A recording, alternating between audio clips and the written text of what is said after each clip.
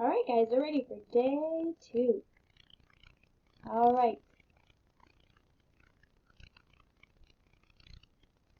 So we've been talking about what people do to help out in the community.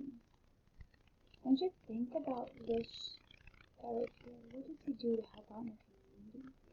And a nurse. What would happen if we didn't have nurses? Especially right now, we need them. They're very special. They work really hard to take care of us and keep us well. Alright, we're going to do our vocabulary. We're going to do connections. Connections. Did you guys tell me how many syllables from connections, right? Connections. Connections. How many? You said 3. You're right. Alright, I want you to pause the video after this and talk about what connections you've seen before, okay? So connections are links between 2 or more things. So connections are links between 2 or more things. So like this, for example, we have chains. They are linked together. They are touching. They're joined together. What are some things that you've seen connected before?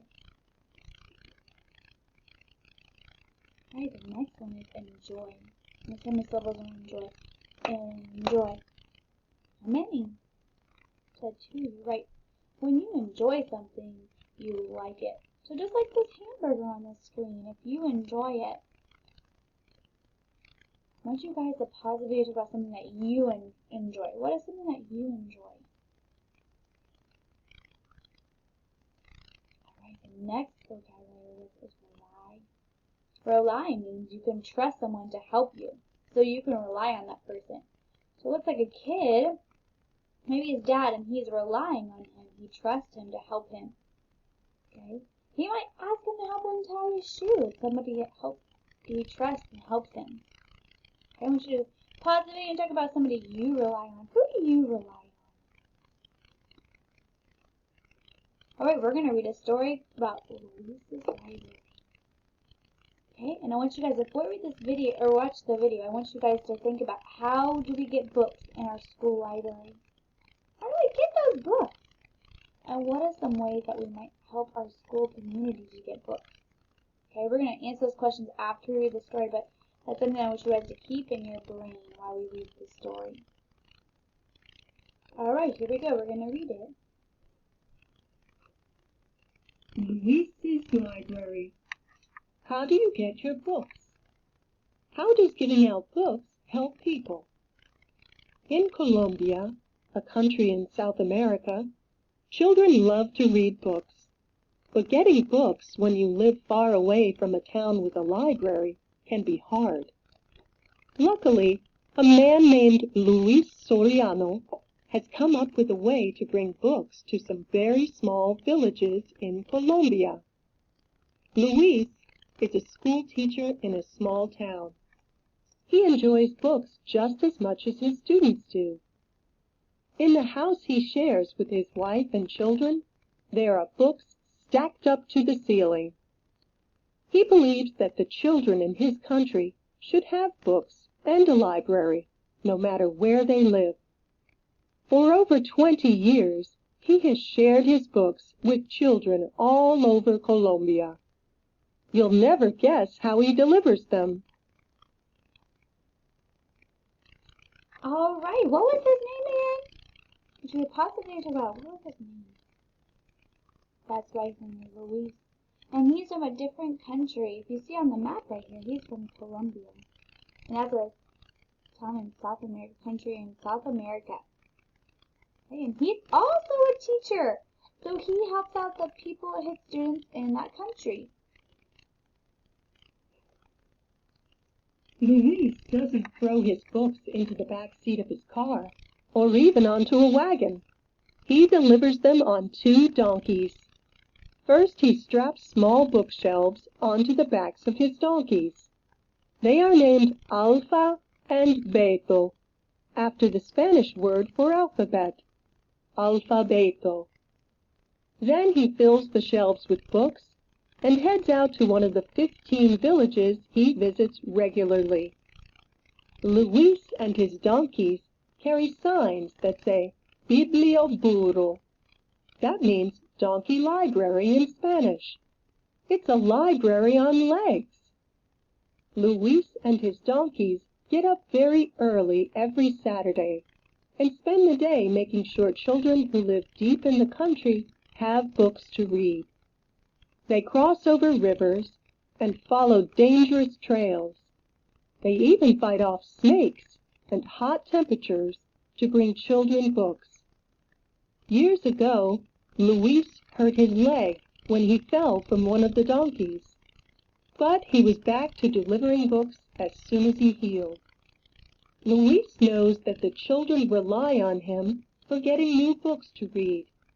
He won't let anything slow him down.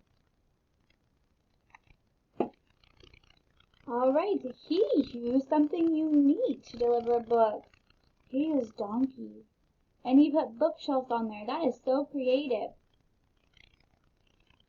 How did he build those bookshelves? How do you think? What are the stories that he used? I used some wood and created them and tied them on there and made shelves on them. Remember, good readers, if they don't remember, they go back and reread. So we could go back and play this again and have it read it to us again. The children in the small villages Luis visits know when he and the Biblioburro are coming.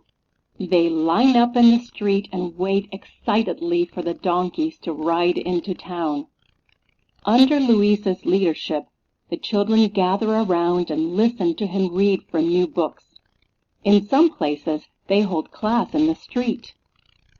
Luis gives them lessons in different subjects and works with them to improve their reading skills. He even gives them homework to turn in during his next visit. Luis also has the children draw pictures and tell their own stories. Luis knows that reading and writing help the children make connections to the rest of the world. Of course, Luis also lets the children and their families borrow books. He brings as many different kinds of books as he can, so people can always find something that interests them. He even brings dictionaries and encyclopedias. The Biblioburro is a library, after all. Alright, so what does he do? What does he do with the kids? Did you pause the video and talk about that? What does he do? If you said he brings the kids books and reads it to them, but he also gives them homework, you're correct. He does. He gives the kids homework in the village and has them deliver. The next time he comes, he has them turn in his homework. Alright, let's see the next part of the story. Luis started Biblioburro with only 70 books. He had to work very hard to make his dream of a donkey library come true. Now people all over the world admire Luis because of the Biblioburro. Of course, people admire the donkeys for their hard work too. Luis couldn't have done it without Alpha and Beto. Movies and picture books have been made about Luis and the Biblioburro. Now he gets books sent to him from as far away as New York City. With all of the donated books, he and his wife have more than enough books for their collection. They have started to build a real library in a real building near their home. Luis has inspired people in other parts of the world to give books to children who have no other way of getting them. So even though Luis has never left Colombia, he has helped children all over the world. Alright, I want you guys to talk about how many books did he start out with? The story told us. How many books did he start out with? You said 70. You were right. He started out with 70 books. And he worked really hard. And just like the donkeys, they worked really hard. And just like you guys can work really hard and do anything that you imagine. Because you are smart and you are awesome. Alright, remember, we have some questions to answer. Are you ready? We're going to go back to our PowerPoint. Answers questions. How do you think we get books in our school library? What do you think? Pause the video and talk about that. What do you think now that we read that story? if you said we get school books from our librarian, you're right. But I want you to think about, how does our librarian get the books?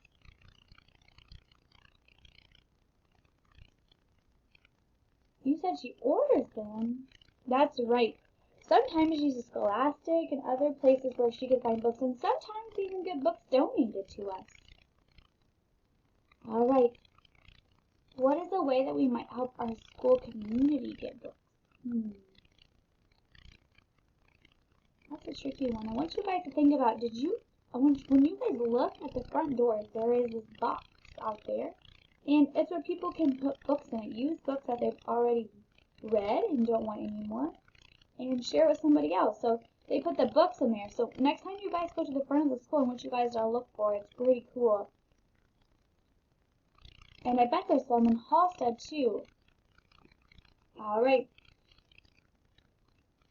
I want you to try to tell me which word does not belong, okay? So I'm going to read you the words. You guys are going to pause the video and you guys are going to tell me. Are you ready? Moth, path, shop. You said shop. You're correct. Shop does not belong. Crash, rush, blush. Which word doesn't belong? I want you to pause the video. Talk about it. This one's kind of tricky. You said crash. You're right, because rush, there's a short U in it. And then blush, there's a short U. And those two words rhyme. Rush, blush. Good job, guys. Alright, the last one. Head, mesh, long. Which one doesn't belong? This one's tricky. Ed, ash. Those have short E, and long doesn't. It has an ah. So long doesn't belong because it is an ah sound. And and ash, they have an F sound. Good job, guys. Alright.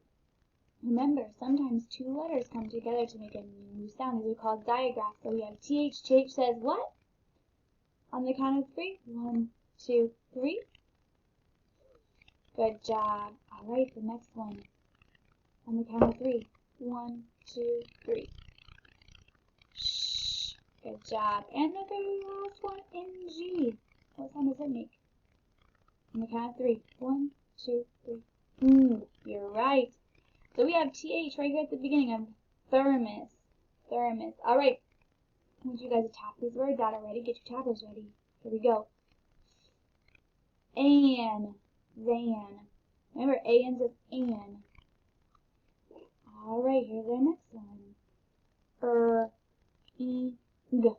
Ring. Ring. I also see ing says ing. So I can talk about ing. Ring. Alright, this next one we have is ing. Sing. That's tricky. Everybody wants to say ing. But it's not. It's ing. It has an E sound, a long E sound. Ing. Alright, we have this one. Moth. Remember, TH is one tap because it's one sound. So, moth.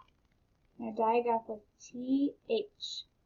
Alright, let's do this one. We have a digraph. SH, just one tap. Shed. Shed. Good job, guys. Alright, we're going to fill in the words. We're going to fill in the words. We have wing. We have wing. I'm going to make this a little bit bigger. Alright. Let's top it up. Wing. So if you said, pause the video and talk about what letters you think it is. Right, you said W-I-N-G. You're correct. Alright, the next one we have is a ring. Ring. Alright. Should pause the video and talk about how do you spell ring.